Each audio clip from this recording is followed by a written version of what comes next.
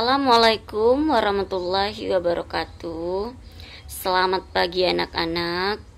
Gimana kabarnya pagi hari ini? Semoga kalian sehat semua dan bisa mengikuti kegiatan belajar daring seperti biasa. Nah, untuk pertemuan kali ini, pertemuan ketiga, kita di sini mengidentifikasi struktur tes fabel dan mengidentifikasi kaidah bahasa dalam teks fabel. Sebelum memulai, marilah kita berdoa terlebih dahulu. Berdoa mulai. Berdoa selesai. Baiklah, kita masuk bagian pertama, itu mengidentifikasi struktur tes fabel. Nah, pelajaran sebelumnya kan kita udah membahas tentang memahami isi fabel, menceritakan kembali isi tes fabel. Nah, setelah itu mempelajari struktur. Struktur itu hampir sama dengan struktur teks narasi lainnya seperti novel, cerpen, terus drama, itu hampir sama. Nah, di dalam pengidentifikasi struktur tes fabel ini terdapat 4 bagian. Yang pertama di sana ada yang namanya orientasi, komplikasi, resolusi, dan koda. Yang pertama, orientasi. Orientasi itu merupakan bagian awal yang berisi pengenalan tokoh, latar tempat, dan waktu, serta awalan untuk masuk ke tahap berikutnya. Itu orientasi. Komplikasi di sini berisi urutan kejadian yang dihubungkan secara sebab dan akibat. Nah, pada bagian ini kita dapat menentukan karakter dan watak pelaku cerita karena beberapa kerumitan yang mulai muncul di sini. Nah, bagian ini merupakan bagian cerita yang berisi permasalahan yang dalam sebuah cerita yang harus ada. Nah, harus ada diciptakan dan saat menulisnya harus terdapat permasalahan di sini. Itu masuk komplikasi, berarti awal mula terjadinya permasalahan di sini. Resolusi. Resolusi itu bagian ini mengungkapkan resolusi dari berbagai konflik yang dialami tokoh. Bagian ini merupakan kelanjutan dari komplikasi, yaitu pemecahan masalah. Nah, di sini juga penggambaran solusi pemecahan masalahnya dibuat kreatif, misalnya mungkin agar menimbulkan kesan yang menarik untuk penonton atau pembaca. Keempat, terdapat koda. Koda di sini merupakan bagian akhir dari cerita, biasanya merupakan kesimpulan atau menggambarkan kondisi dari akhir tokoh. Nah, itu yang dimaksud dari struktur mengidentifikasi teks fabel. Baiklah, kita masuk bagian yang kedua, yaitu mengidentifikasi kaidah bahasa dalam teks fabel. Nah, cerita fabel dalam tulisan maupun lisan itu penggunaan bahasa yang penyampaiannya mempunyai karakteristik tersendiri. Nah, yang pertama ada penggunaan kata sifat di sana. Penggunaan kata sifat yaitu cerita moral atau fabel sering digunakan kata sifat atau adjektif. Nah, di sini ada contoh. Ketika nelayan itu tiba di rumah, ia menemukan gubuknya sudah berubah menjadi istana yang indah, dan istrinya memakai gaun terindah seperti ratu. Terdapat 4 ciri-ciri. Yang pertama, dapat bergabung dengan partikel seperti tidak, lebih, sangat. Nah, contohnya itu tidak sakit, lebih cantik, sangat rajin. Nah, yang kedua, dapat berdampingi kata benda. Contohnya itu baju baru, orang tampan. Yang ketiga, dapat diulang dengan imbuhan di awalan say dan di akhirinya. Contohnya itu sebaik-baiknya, serendah-rendahnya. Nah, bagian yang terakhir, yang keempat, dapat diawali oleh imbuhan ter. Misalnya contoh terhebat, terpandai, tercantik. Nah, itulah ciri-ciri dalam kata sifat tadi. Penggunaan kata sifat terdapat 4 ciri-ciri tadi. Baiklah, kita masuk bagian yang berikutnya. Di sini kata sifat itu dibedakan menjadi 3. Yang pertama, kata sifat dasar. Terus kata sifat turunan, kata sifat majemuk. Itu ketiga itu kata sifat tadi dibedakan menjadi 3 kata sifat. Yang pertama kata sifat dasar.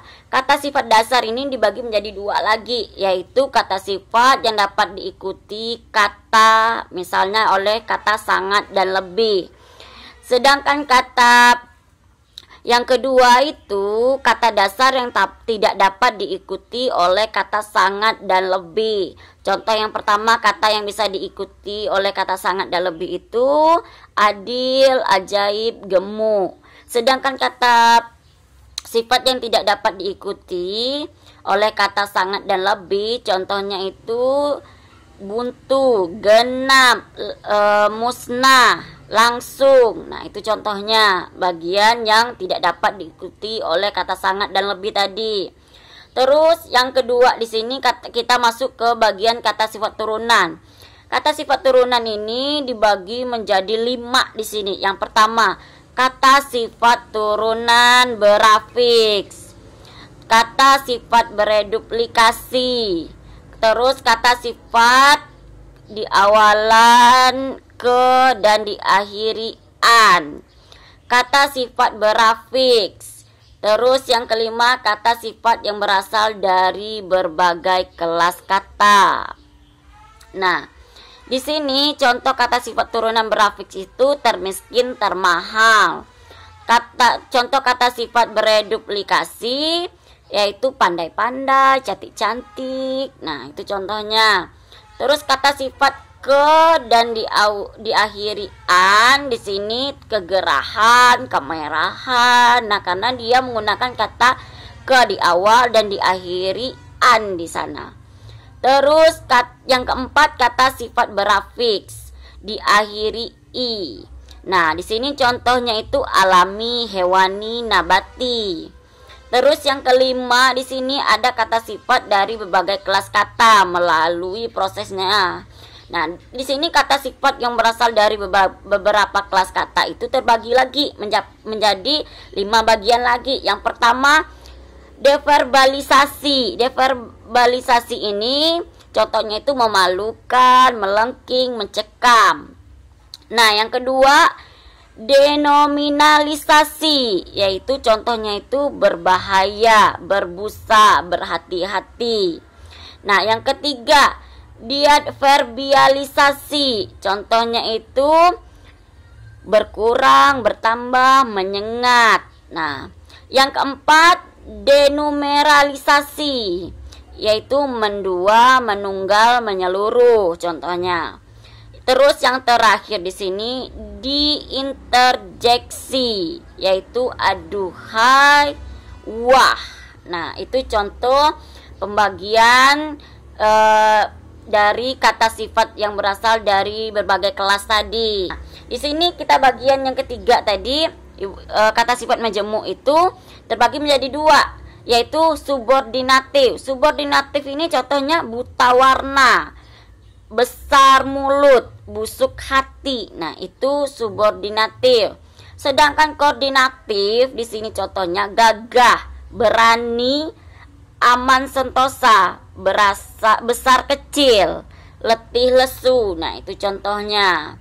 Itulah pembagian dari berbagai kata sifat yang dibedakan menjadi 3 tadi. Baiklah, kita masuk bagian selanjutnya, yaitu penggunaan sinonim dan antonim. Di sini sinonim yaitu memiliki kesamaan arti atau makna, sedangkan antonim di sini mempunyai kata atau arti atau makna yang berbeda atau berlawanan. Nah, di sini tes Fabel penggunaan variasi kata menggambarkan atau mendeskripsikan sifat, baik sifat tokoh maupun sifat benda dan keadaan. Nah, di sini sifat tokoh dapat mempengaruhi nilai rasa pada pembaca. Contoh sinonim di sini, cantik sama dengan jelita, tandus sama dengan gersang. Contoh antonim, bersih sama dengan kotor, sedangkan luas sama dengan sempit. Jadi lawan kata ya, perlawanan kata. Baiklah, kita masuk ke bagian berikutnya, yaitu penggunaan kalimat langsung dan tidak langsung. Nah, kalimat langsung sama dengan kalimat yang diucapkan secara langsung kepada orang yang dituju. Nah, kalimat langsung ini ditandai dengan pemakaian tanda petik. Ciri-ciri kalimat langsung terbagi menjadi 3. Yang pertama, penggunaan tanda petik rangkap katanya. Terus yang kedua, intonasi tinggi untuk tanda tanya, datar untuk kalimat berita, dan tanda seru dilakukan dengan intonasi perintah. Yang ketiga, kata ganti orang pertama dan orang kedua. Itulah penggunaan kalimat langsung. Baiklah, bagian yang kedua yaitu kalimat tidak langsung. Kalimat tidak langsung itu kalimat yang melaporkan atau memberitahukan perkataan orang lain dalam bentuk kalimat berita. Nah, berarti di sini tidak disampaikan atau ditujukan kepada orang yang ditujukan. Berarti dia melaporkan atau memberitahunya dari mulut ke mulut, tidak langsung ditujukan sama orang yang bersangkutan. Nah, itu yang dimaksud dengan kalimat tidak langsung tadi. Nah, ciri-ciri kalimat tidak langsung ini terbagi menjadi 3 juga, yaitu yang pertama, tidak menggunakan tanda petik, sedangkan yang langsung tadi menggunakan tanda petik. Yang kedua, intonasi pembacaannya datar. Terus yang ketiga, terdapat perubahan kata ganti orang. Nah, misalnya yang pertama, kata ganti orang ke 1 berubah menjadi kata orang ketiga. Terus misalnya di sini, saya, aku menjadi dia atau iya. Nah, itu contohnya tadi. Kata ganti orang ke 1 berubah menjadi orang ketiga tadi. Dari aku berubah menjadi dia. Terus yang kedua, kata ganti orang kedua berubah menjadi orang ke 1. Contohnya itu kamu, kau. Nah, itu terkata ganti orang kedua tadi. Nah, saya atau nama orang. Nah, di sini kata ganti orang kedua berubah menjadi kata ganti orang ke 1. Misalnya gini, kata ganti kamu berubah menjadi saya. Nah, itulah perubahannya, dari kamu berubah menjadi saya, kata ganti orang pertama tadi. Terus yang ketiga, kata ganti orang ketiga dan ke 1 tunggal berubah menjadi jamak. Nah, di sini contohnya ia dan dia menjadi mereka. Terus saya dan aku menjadi kita atau kami. Itulah contoh dari kalimat tidak langsung. Baiklah anak-anak, untuk pertemuan kali ini itulah penjelasan dari Ibu dari mengidentifikasi struktur tes Fabel, mengidentifikasi kaidah bahasa, terus kata sifat, antonim dan sinonim, kalimat langsung dan tidak langsung. Semoga kalian bisa memahami penjelasan Ibu tadi dan mengerjakan soal nanti dengan baik dan benar. Nah, untuk soal tolong kalian buka halaman 25. Di halaman 25 itu ada cerita landasi si landa yang kesepian. Nah, kalian baca teks fabel itu landasi si landa yang kesepian itu, terus kalian tentukan atau identifikasi struktur. Nah, struktur dari landasi si landa yang kesepian. Berarti kalian harus memahami dulu struktur dalam teks fabel itu tadi ada berapa. Strukturnya ada berapa tadi? Ada 4. Nah, kalian baca, kalian pahami dulu. Nah, sehingga bisa dijawab nanti landasi si landa yang kesepian ini strukturnya apa aja, bagian orientasinya apa, paragraf yang mana, bagian yang mana, terus bagian komplikasinya yang mana, bagian yang mana. Nah, kata-katanya yang mana, kalian catat cuplikan kata-katanya. Terus resolusinya bagian yang mana, bab berapa, cuplikan yang mana, kalian catat cuplikannya. Nah, koda yang mana, cuplikannya juga dicatat, paragraf keberapa boleh, terus kalian tulis yang jelas cuplikannya yang mana. Nah, yang kedua, tentukan kaidah bahasa dalam teks fabel. Nah, di sini kan ada yang soal pertama, identifikasi struktur dan kaidah bahasa pada teks. Nah, setelah struktur tadi 4-nya tadi kalian kerjakan, terus kaidah bahasanya lagi. Kaidah bahasa yaitu penggunaan kata sifat. Kata sifatnya seperti apa di dalam teks ini tadi atau di dalam cerita fabel Landasi si landak yang kesepian. Terus penggunaan sinonim dan antonimnya yang mana? Ada tidak kata-kata yang antonim? Ada tidak kata-kata yang bersinonim di dalam cerita tes fabel si landak yang kesepian? Terus yang ketiga, penggunaan kalimat langsung dan tidak langsung. Ada tidak di dalam cerita fabel si landak ini yang kesepian ini kata-katanya yang kalimat langsung dan tidak langsung. Nah, terus yang kedua, kerjakan dalam bentuk tabel. Terus serahkan hasil pekerjaan pada guru yang menilai atau guru yang mapel. Nah, untuk tugas silakan dikumpul paling lama itu hari Kamis. Ibu tunggu ya. Tolong dikerjakan dengan baik, pahami lagi, baca lagi buku sehingga bisa dijawab dengan benar. Cukup sekian Ibu ucapkan. Wabillahi taufik walhidayah. Wassalamualaikum warahmatullahi wabarakatuh.